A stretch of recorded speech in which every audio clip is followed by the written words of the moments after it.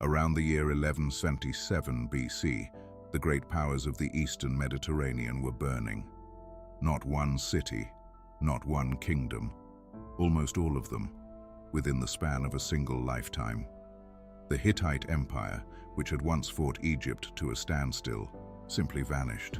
The golden palaces of Mycenaean Greece were burned and never rebuilt, and the wealthy trading city of Ugarit sent out one final desperate letter, then went silent forever. Its last words were baked into a clay tablet by the very fire that destroyed it. Historians call it the Late Bronze Age collapse. In just a few decades, a connected, literate cosmopolitan world fell into ruin, and much of it would not recover for centuries. But what if it hadn't? What if the catastrophe that erased the Bronze Age had never come? What if Ugarit's letter had been answered, and the world's first international order had survived? Today, we rebuild a civilization that history deleted. To understand what was lost, you have to understand how astonishingly modern the Late Bronze Age really was. By around 1300 BC, the Eastern Mediterranean was bound together by something the world had never seen before: a true international system. Great kingdoms: Egypt, the Hittites of Anatolia, Babylon, Assyria, the Mycenaeans of Greece, and the copper-rich island of Cyprus. They traded, they wrote letters, they married into one another's royal families, and addressed each other, king to king, as brother. We know this because their mail survived. In Egypt, archaeologists uncovered a royal archive we now call the Amarna letters, clay tablets recording the diplomacy of kings, alliances, royal marriages, complaints about late shipments of gold, and urgent pleas for help. And off the coast of modern Turkey, divers found a single shipwreck from this age, the Uluburun wreck.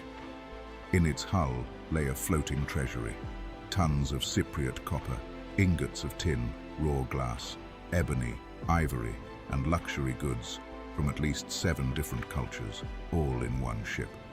A single vessel carrying the produce of half the known world. Because this world ran on bronze, and bronze was the catch. Bronze is an alloy, copper, mixed with tin. Copper was relatively common, tin was not. The nearest large sources of tin lay thousands of miles away, at the far edges of the known world. To arm a soldier or to plow a field, a king in Greece depended on a supply chain stretching across entire continents. It was, in other words, a globalized economy, 3,000 years before our own. And, like our own, its great strength was also its great weakness. Every kingdom depended on every other. Cut enough of the threads, and the whole web could come apart. Around 1200 BC, it did.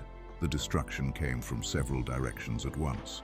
Egyptian inscriptions describe waves of seaborne raiders the pharaohs called simply the Sea Peoples. At his temple of Medinet Habu, Pharaoh Rameses III recorded a great battle against them, boasting that no land had been able to stand before them, that they had already swept away the Hittites, Cyprus, and the cities of the coast before reaching Egypt's borders. But raiders alone do not topple an entire age. Modern science has found the fingerprints of something larger. Cores drilled from ancient lake beds and seabeds record a long, punishing drought, one that gripped the region for over a century.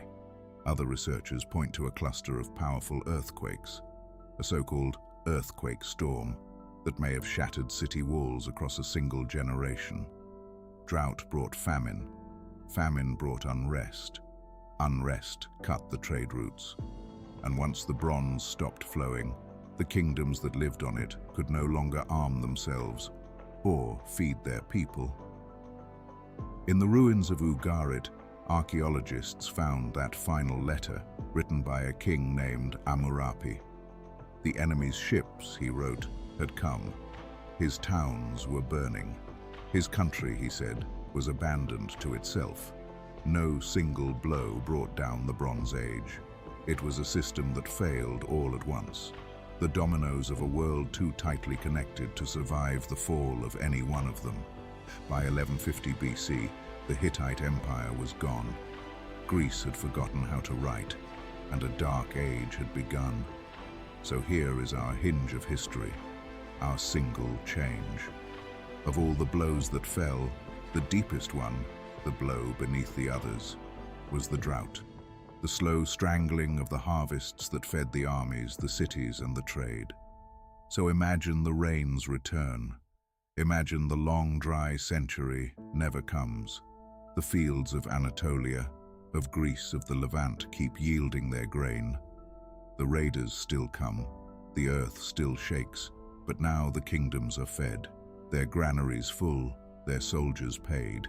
And when Ugarit's plea for help goes out, it is answered, because its allies are not starving. The raiders are met, absorbed, or turned away, exactly as Egypt in reality managed to do. The web holds. From here, we leave the historical record behind. Everything that follows is informed speculation, the world that might have been. First, the empires endure. The Hittites do not vanish. Their capital is not abandoned to the grass. The great palace economies of Greece keep their scribes, their tax records, their kings. The international club of brother kingdoms survives into a second golden age. And that means writing survives. In our timeline, the collapse was so complete that Greece forgot its own script. The writing system we call Linear B simply disappeared, and Greece would remain illiterate for roughly 400 years. In this new world, that knowledge is never lost. Greek literacy runs unbroken across the centuries. But here is the strange twist, the paradox at the heart of this story. The world we know was built out of the wreckage. Take the alphabet. The simple alphabet underlying nearly every Western script today was spread by Phoenician traders, merchants who rose to fill the vacuum after the palace empires fell. If the palaces never fall, those traders may never rise, and the easy democratic alphabet might never reach Greece at all. Writing could have stayed locked away, a complex craft known only to palace scribes. Take iron. We call the next era the Iron Age for a reason. When the tin trade collapsed, bronze grew scarce, and people were forced to master a harder, more stubborn, but far more abundant metal. Iron ore was everywhere, which meant tools and weapons no longer belonged only to kings with the right trade connections. If bronze never runs short, that revolution may be delayed by centuries. And take Greece itself. The Greece of philosophers and democracy, of Athens, of Socrates, did not grow out of the Bronze Age palaces. It grew out of their ashes. When the god-kings vanished, smaller and freer communities slowly rose to take their place. The city-states. A Mycenaean civilization that never fell might have stayed exactly what it always was, a world of god-kings and palace bureaucrats. The very idea of the citizen might never have been born. Even Egypt is changed. In our timeline, the mighty Egypt of the pharaohs limped on for a few more generations, then fractured into centuries of division. Spared the long crisis, it might have ruled, unified and powerful, for centuries more. And so we arrive at the unsettling conclusion. We tend to imagine catastrophe as pure loss, a wound in history we wish we could undo. But the late Bronze Age collapse may have been something stranger, a violent clearing of the ground. The palace empires had grown rigid, top-heavy and fragile. Their fall was a tragedy for the millions who lived through it. And yet, from that rubble, grew the alphabet, cheap iron, the city-state, and eventually the classical world that we still stand on today. Save the Bronze Age, and you may erase the world it died to create. History's greatest disaster, it turns out, might also have been its greatest reset, and the connected golden world of 1200 BC may have been a door that could only open by being burned down. So, what would you have saved, and what would you have been willing to lose?